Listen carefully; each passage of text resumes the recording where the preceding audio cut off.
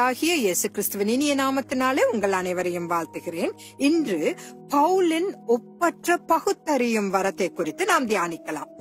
தேவனுடைய குமாரனாகிய இயேசு கிறிஸ்துவே ஒரே மெய்யான ஒளி என்று அப்போஸ்தலனாகிய யோவான் நமக்கு வெளிப்படுத்தியுள்ளார்.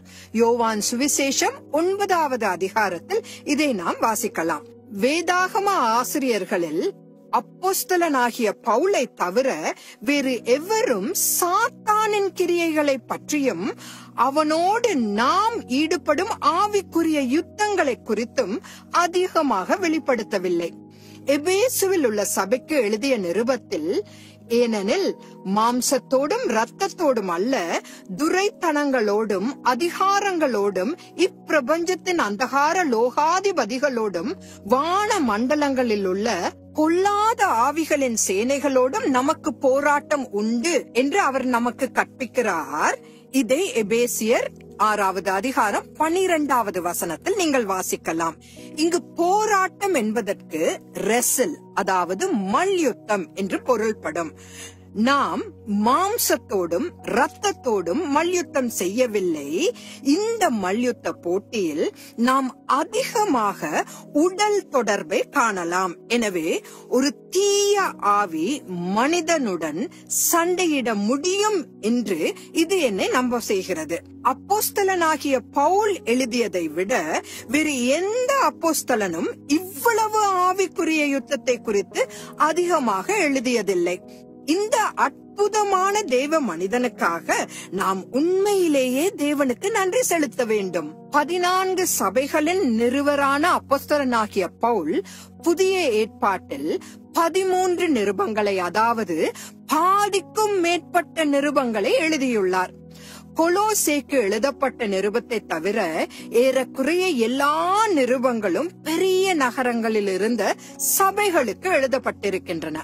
ஆங்கிலேய இறையியலாளரான நீல் லைட்ஃபுட் கூற்றுப்படி, அப்போஸ்தலன் பவுல் எழுதிய கொலோசே பட்டணம் முக்கியத்துவம் அற்ற ஒரு சாதாரண பட்டணமாக இருந்தபடியால் அதற்கு நிருபம் எழுத வேண்டிய அவசியமே இல்லை. எனினும் தசை அழுகி விஷம் உடல் முழுவதும் பரவுவது போல கொலோசேயில் இருந்த உபதேசம் சபையை பாதித்ததால் அவர்களுக்கு எழுத வேண்டிய அவசியமாயிற்று என்று கூறியிருக்கிறார். இயேசு கிறிஸ்து முதன்மையானவர் என்றும் முழு பிரபஞ்சத்துக்கும் ஆண்டவர் என்றும் தெரிந்து கொள்வதை விட பெரிதான அறிவு எதுவும் இல்லை என்று தெளிவுபடுத்துகிறார். ஆகவே தேவத்துவத்தின் பரிபூரணம் எல்லாம் சரீர பிரகாரமாக அவருக்குள் வாசமாயிருக்கிறது. மேலும் சகல துரைத்தனங்களுக்கும் அதிகாரங்களுக்கும் தலைவராயிருக்கிற அவருக்குள் நீங்கள் பரிபூரணம் உள்ளவராயிருக்கிறீர்கள் என்று கொலோசையர் 2வது அதிகாரம் 9-10 வசனத்தில் எழுதியிருக்கிறார். இன்று சபைகளில் நடக்கும் அனைத்து குழப்பங்களுக்கு காரணமான பொல்லாத ஆவியான சாத்தான் ஒளியின் தூதனாக மாறுவேடம் பூண்டு அதன் மூலம் நாம் ஆவிகளை பகுத்தறிய முடியாதபடி செய்கிறான் என்பதை அப்போஸ்தலர் பவுல் 2 கொரிந்தியர் 11வது அதிகாரம் 14வது வசனத்தில் நமக்கு வெளிப்படுத்தியுள்ளார். இயேசு கிறிஸ்துவின் ஒளிக்கும் ஒளியின் தூதனாகிய சாத்தானின் ஒளிக்கும் இடையே உள்ள வித்தியாசத்தை எவ்வாறு கண்டுபிடிப்பது என்ற இந்த கேள்வி சாதாரண கிறிஸ்துவனுக்கு வரலாம். சாத்தானின் ஒளி இயேசு கிறிஸ்துவின் வலுவான சீஷர்களை கூட கெடுத்து விடுகிறது. இயேசு கிறிஸ்துவுடனான நமது நடைபயணத்தில் சாத்தானால் நாம் வஞ்சிக்கப்படாத படிக்கு பகுத்தறியும் வரத்தை இன்னும் அதிகமாக வளர்த்து கொள்ளும் வல்லமையை பரிசுத்த ஆவியானவர் நமக்கு வழங்குவாராக. சாத்தானும் அவனுடைய சேனைகளும் எப்போதும் கள்ளத்தனமாக அல்லது போலியாக செயல்பட்டு நம்மை வஞ்சிக்கிறவர்கள். இயேசு கிறிஸ்து மட்டுமே உண்மையான ஒளி.